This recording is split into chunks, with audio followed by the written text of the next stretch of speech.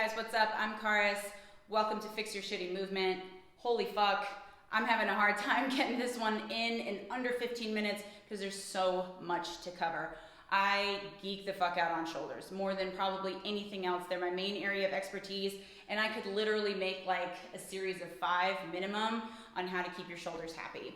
So the direction I'm gonna go in today is we're gonna start from the top, like the barbell overhead press, and we're gonna start troubleshooting different ways, like how you can improve upon it. You can check your form with the press in and of itself. Maybe it'll be an easy fix for you, but I also wanna show you some different loaded movements in an overhead pattern that can help save your shoulders in the long run. Barbells are hard on the shoulders. They really force them to be in an awkward position. I love barbells. I love barbell overhead pressing especially. But you know, it's that shape, right? It's not very accommodating. You really have to accommodate to it. So it can be really merciless, right? If you are lacking mobility in one way or another. And that's what I like about the barbell. Okay, so the barbell military press. The barbell should be, or your grip should be pretty much right outside your shoulders, because you want to have vertical forearms in both directions, okay? Here and here. So you don't want to have like a bench press grip, right? Because you don't want your elbows to flare out, which is harmful in this position, right? Where you want the bar is right across the thumb, like this. So you basically are trying to get the wrist as straight as possible. You obviously can't get it as straight as a kettlebell because the bar will roll out this way, right? So you kind of have to pull it back just a little bit. Any of this shit, no. Same with your bench press. Don't do that. It's not good. Suicide grip, get the fuck out of here. It's a thumbless grip, and they call it suicide grip for a reason.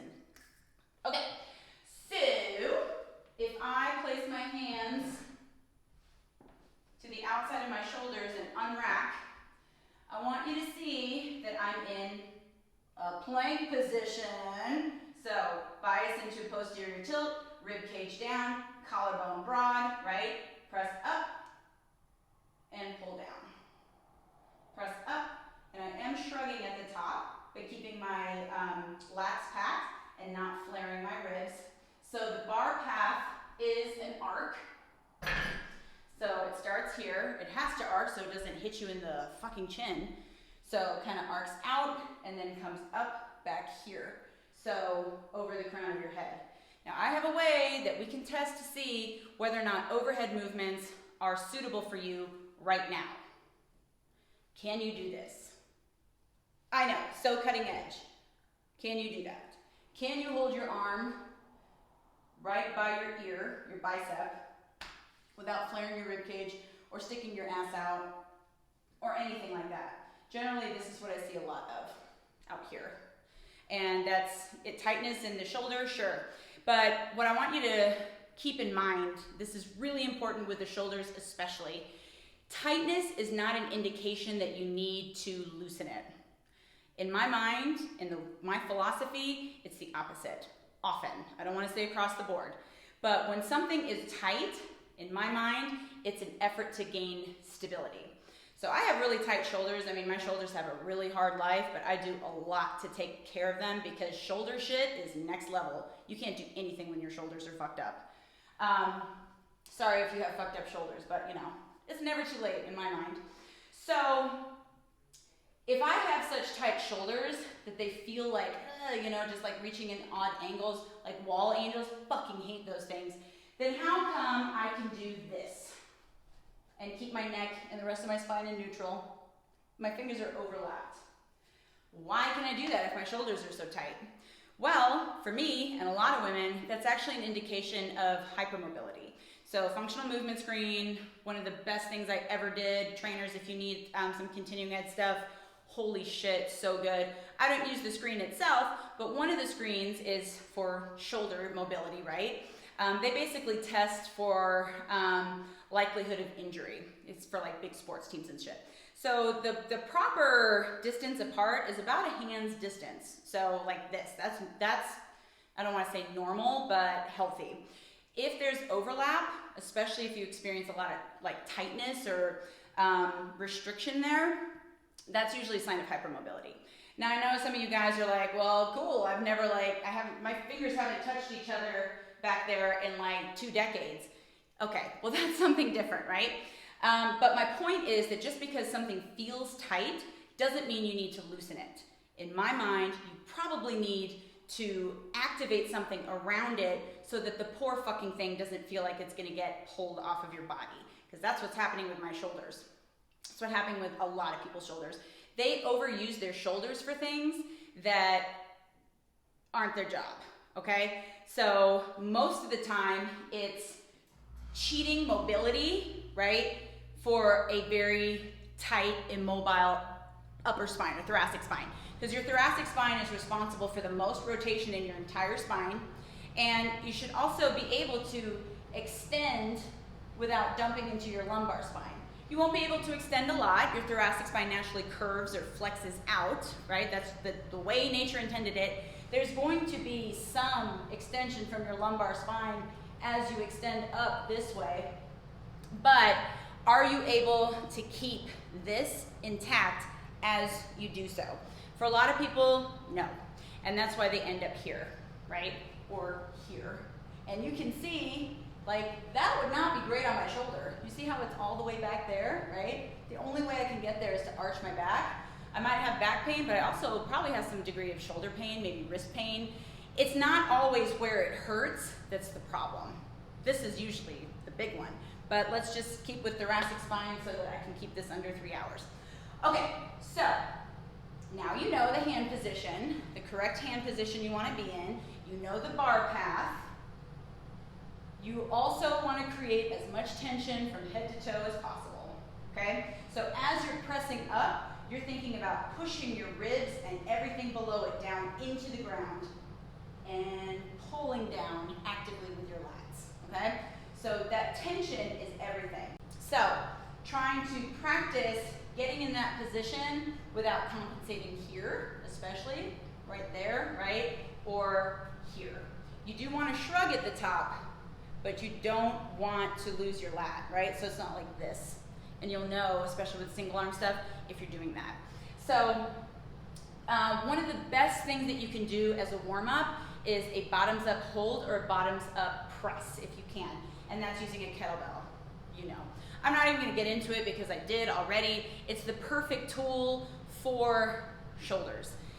Someone comes to me with some kind of shoulder issue, I'm like, cool, we're gonna learn at least the arm bar, maybe the pullover. You're gonna learn how to hold it in rack position because it forces your shoulders to do things correctly. Again, kettlebells tend to do that, which is why people don't like them. So, let's see what I got here. I've literally already done this like 5 times, so I'm gassed. So, this is a 10 kilo or 22 pound. So I'm gonna get the bell up into position. So, my forearm is vertical. It has to be. I'm gripping the fuck out of the handle because I have to. It's depressing my scapula because it has to, otherwise it'll slap me in the face, right? And by extension, it's getting my oblique or anti-rotation involved, which is gonna help with bracing. Now, if I press, make sure you do that very carefully. Same thing, right?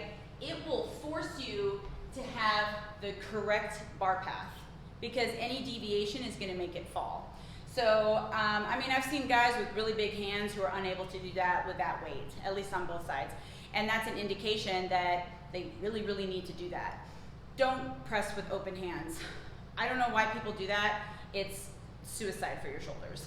Grip, because muscles work like a domino effect, right? So if I grip my fist, my forearm grips, which grips my arm, blah, blah, blah, and lats and obliques, again, they work together, right? Versus if I have a passive arm, it's all soft tissue, guys. Like, it can't support it. You can't ask it to support it. Your shoulders are meant to move around, like meaning other things are supposed to move around them. They're not supposed to be the prime movers in a lot of cases, right? They're stabilizers. That's why I can do a Turkish get-up with an insane amount of weight because I'm just parking it there and then I'm moving my whole body around it, right? This is why the Turkish get-up is so good for your shoulders. You know, I want to teach you that so bad. So I would start with a bottoms up hold with that one. If you have difficulty getting into this position, I would actually start with a landmine. I know, I bet you thought I was gonna say kettlebell. I would love that, but if you can't get into this position, we gotta start you in a smaller range of motion and get pressing power. But you have to learn how to keep that forearm vertical, right? This is what I see all the time. Keep that forearm vertical, press with your whole body, because here you can shift your whole body into it, right? And then pull down with that lat. Get that shrug and pull down with that lat. I believe Eric Cressy, I forget what he is, but he works with a lot of pitchers, especially like baseball players. That's one of their staples. They love the landmine because of the way that it kind of like liberates the shoulder. Just like the kettlebell, it's a much more natural movement for your shoulder than the barbell is. That doesn't mean you can't do the barbell, but it does mean that you should add some to the mix. So to further regress that movement, I would do it in a half kneeling position. Half kneeling is great for people who compensate a lot like this, right? Or who have difficulty keeping stability in their entire spine, really, but especially pelvic lumbar stability. Because again, this is a very, very common issue, and it will destroy your shoulders just as much as it'll destroy your back. Even if it's not destroying it right now, just wait. So a half kneeling press is great because in a flexed position, it's a lot easier to maintain pelvic lumbar stability, right? Because your hip flexors are assisting with that. It's an extension that we have a hard time not doing something like this, right? So what the half kneeling press allows you to do is to have one side extended and one side bent. So my hips are square. I'm curled up on my toes to help me get that power from the floor, right? And this side is actually in a hip flexor stretch. I'll show you here, right? So we actually like tuck up and in, right? Again, I'm not a fan of stretching unless it's active, and this is a really fucking active stretch. So for people just getting started, or people who especially have a lot of like lower back discomfort, I would start with the presses on the bent side. Because again, it will make it easier for you to stabilize with that flexed hip. And again, the path of the bell is different from that of the barbell because it's nicer for your shoulders. It's kind of like a J shape, and you're not fully externally rotated at the top. It's kind of like they meet in like a corner if you had both arms doing the work. So then, once you do that, I want you to press, meaning once you practice that for quite some time, not like the same set, I want you to press on the side that's extended because that's going to mimic your standing press, right? You can do this with the landmine. I don't remember if I said that or not. You can absolutely do the same exercise with the landmine. In fact, it's good if you can't go overhead, okay?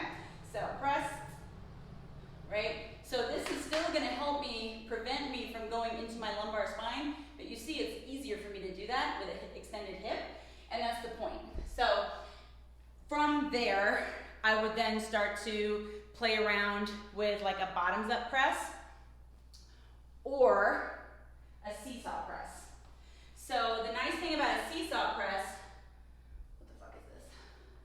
The nice thing about a seesaw press, they don't have big bells here, is that whereas when you're doing a press on one side, it's very easy to collapse, this will teach you to keep tension on that one side. So one side is working, but the weight is actually going to help you stabilize, okay? Versus if you do like a heavy press, I'm going to try to do a heavy-ish one so you guys can kind of see what I'm talking about. This is a 40. In my defense, I pressed earlier today. Which one? See how my body wanted to do this? Now some degree of that is fine. What I wasn't doing is flaring my rib, right? Let's see if I can do it on the other side. Pressing my body into the floor, right?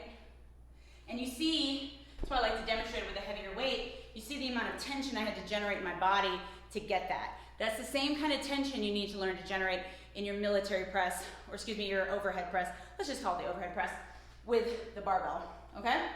So, those are some really simple ways to deconstruct your overhead press. Again, I have so much information on this. I would love to share it with you guys. There's tons of drills using kettlebells that'll help keep your shoulders safe for a long time. I've seen people well into their 70s coming into kettlebell classes, easily doing double snatches with more weight than I just pressed. People in their 70s. There's nothing special about them. They just elected to do movements that their body responded well to. I'm gonna do barbells as long as I can, but I'm also gonna do the less fun shit to make sure that I can keep my body moving as well as possible, as long as possible, because I don't wanna be that person that can't get my own fucking suitcase out of the overhead bin. I don't. And I don't wanna like blow out my back putting like a fucking can of spaghetti sauce on the top shelf either. And I hope you don't, because that's the whole point of Fix Your Shitty Movement. Okay, so if you wanna know mobility stuff from the bottom up, I went from the top down. If you wanna learn some more like basics, hit me up, tell me. I'd love to make a whole series on the shoulders. My name is Karis, Fix Your Shitty Movement. I wanna tell you all about shoulders because they're so fucking interesting. Have a good one.